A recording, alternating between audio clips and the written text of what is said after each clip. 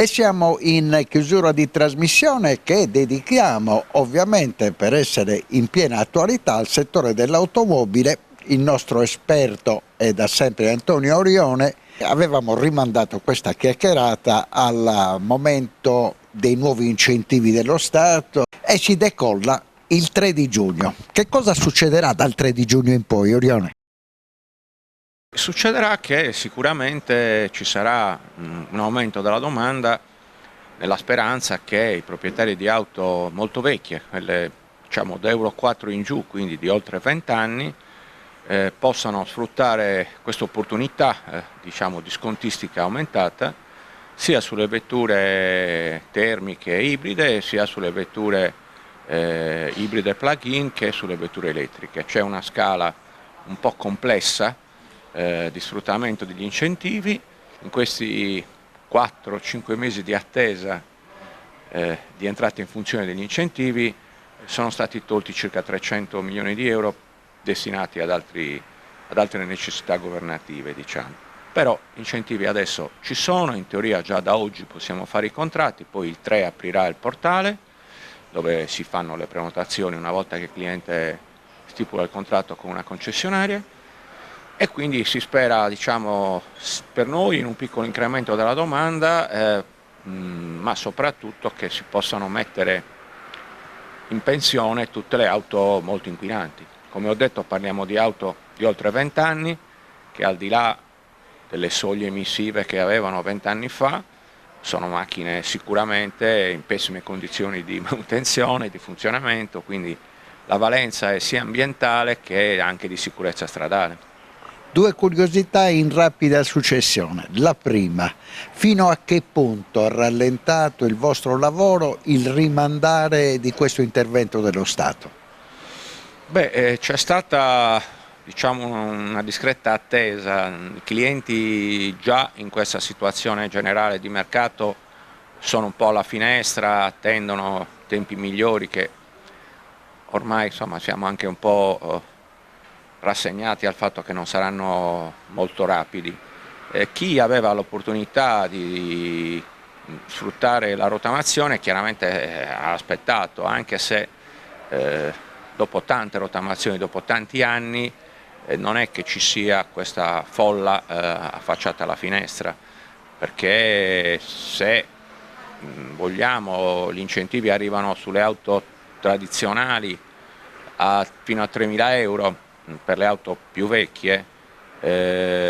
sono ormai pochi i proprietari di quelle auto che hanno l'opportunità di acquistare, anche se con formule finanziarie si può comprare l'auto senza sborsare diciamo, grosse cifre nell'immediato, resta il fatto che c'è uno scollamento fra i proprietari di queste auto e la possibilità di acquisto. C'è da dire una cosa importante, è che c'è una piccola cifra, solo 50 milioni, dedicata a chi vuole acquistare un'auto usata. Le auto usate ovviamente devono essere di ultima generazione, quindi da Euro 6 in su, e nel caso di auto usata la rottamazione arriva fino a 2.000 euro, se l'auto diciamo, rottamata è almeno 1,5 euro. È forse poco finanziata, ma è sicuramente l'ambito in cui ci potrebbe essere maggior facilità di sostituzione per i clienti con meno capacità economiche. Purtroppo il governo anche questa volta ha fatto una scelta molto demagogica, si arriva fino a 13.500 euro per un'auto sotto i 20 grammi di inquinamento, quindi tutte le elettriche e qualche plug-in, le più performanti, ma stiamo parlando di auto che comunque costano almeno 30-35 mila euro, quindi sono stati messi tanti soldi lì e pochi dove magari effettivamente c'era la possibilità di smuovere il mercato dei clienti diciamo, con meno capacità economica. Il secondo quesito riguarda come è cambiato il modo di vendere l'auto. Oggi ho visto che le proposte riguardano piccolo anticipo, piccola rata, grande saldo finale. Diciamo che ci sono proposte che si assomigliano ma non sono tutte identiche. Nel corso del tempo le società finanziarie delle case automobilistiche, nell'ottica di stimolare un comportamento diverso del cliente che in Italia soprattutto fino a 10 anni fa si acquistava l'auto per tenerla fino a che non moriva, quindi almeno 10-15 anni,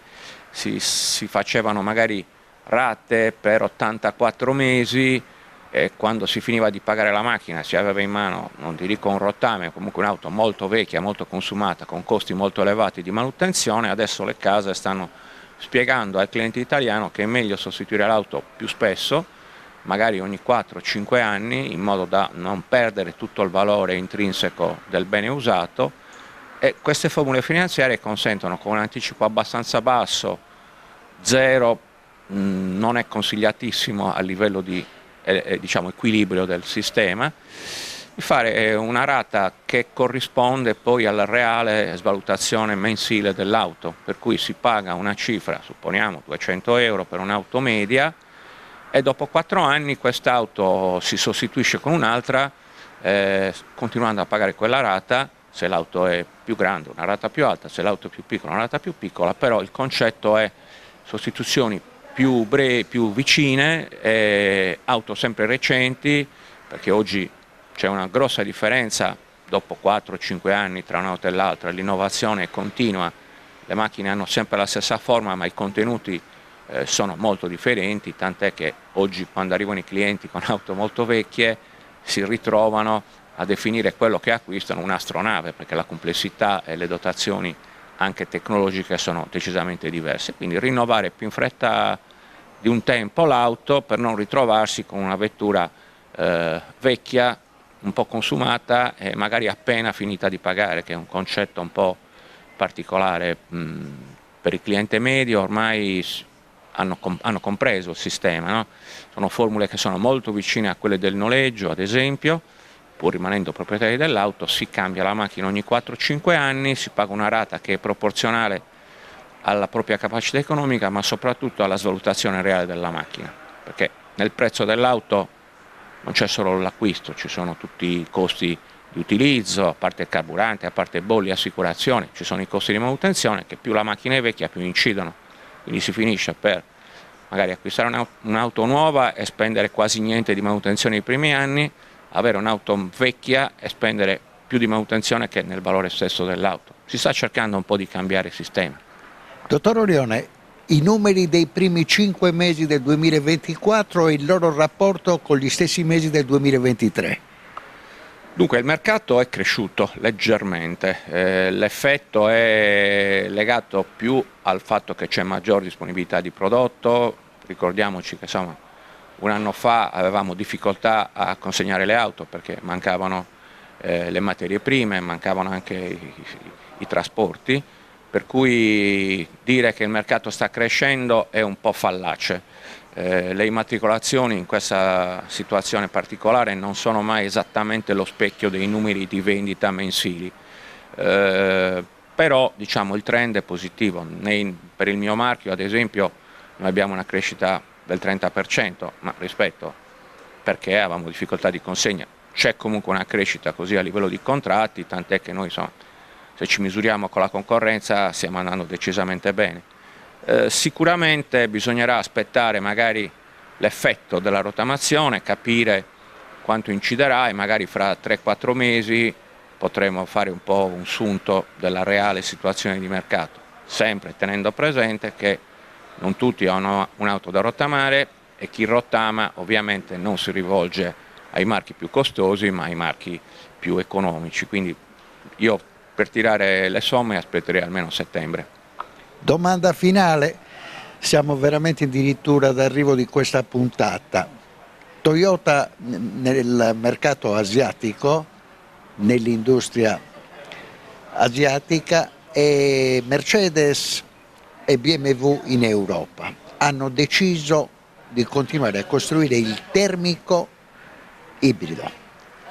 Allora, qui dobbiamo fare una specie di riassunto delle puntate precedenti. Come sappiamo esiste una norma europea che prevede per il 2035 la totale esclusione delle vetture termiche ibride, anche le plug-in, dalla possibilità di essere vendute sul mercato europeo. C'è un ripensamento perché questa scelta, diciamo, ipotizzava una crescita notevole delle auto elettriche, la possibilità di eliminare nel giro di qualche decina d'anni il circolante termico che inquina, ovviamente in valore assoluto non è la maggior fonte di inquinamento in Europa, però faceva parte del processo di miglioramento delle emissioni. C'è un limite pratico, il costo, c'è un limite tecnico, il fatto che non tutti i paesi europei hanno disponibilità di grandi reti di ricarica, non tutti i proprietari hanno possibilità di ricaricare l'auto a casa e soprattutto sono disponibili a un'imposizione dall'alto, quindi il mercato sta rispondendo malissimo nei paesi come il nostro, nonostante gli incentivi, un po' meglio nel nord Europa dove chiaramente sono paesi più ricchi dove i clienti non hanno problemi a spendere magari 40-50 mila euro per comprare un'auto elettrica. Le case si sono rese conto che forse questa trasformazione non sarà così veloce, non sarà così radicale e quindi Toyota ha sempre detto che avrebbe continuato a fare vetture ibride, vetture termiche per tutti quei mercati dove magari l'elettricità non c'è neanche nei centri più importanti, quindi sarebbe impossibile vendere auto elettriche, ma anche per i paesi dell'Europa occidentale. Altre case hanno detto sì, continueremo a fare vetture elettriche ma non vogliamo abbandonare del tutto le vetture termiche, anche perché nel frattempo i motori termici sono così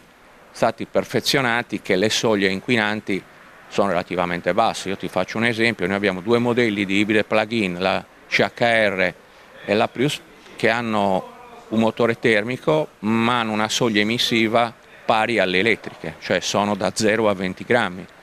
Per intenderci, oggi un CHR plug-in con gli sconti e gli incentivi costa meno di un CHR ibrido normale, perché anche se ha un motore termico emette pochissimo, quindi la scelta demagogica si scontra con la realtà dei fatti e molte case che avevano messo diciamo, la prua verso l'elettrico stanno un pochettino facendo dietro a fronte, comunque stanno dicendo non abbandoniamo del tutto certe sperimentazioni perché magari si può ottenere la riduzione delle emissioni di CO2 magari non totale ma minima utilizzando nuove motorizzazioni, nuovi carburanti. Da qui ai prossimi 10-11 anni ci saranno delle trasformazioni importanti ma non saranno, ormai è certo che insomma, anche la politica europea ci ha ripensato, quindi in ottica di grandi numeri le case europee e le case asiatiche stanno facendo retromarcia. Un esempio su tutti è quello dei cinesi che sono leader in elettrico, tutti pensavano che avrebbero invaso il mercato europeo di auto elettriche e invece vendono un sacco di termiche con motori anche abbastanza adattati, perché finché si possono vendere li fanno anche loro e li stanno vendendo.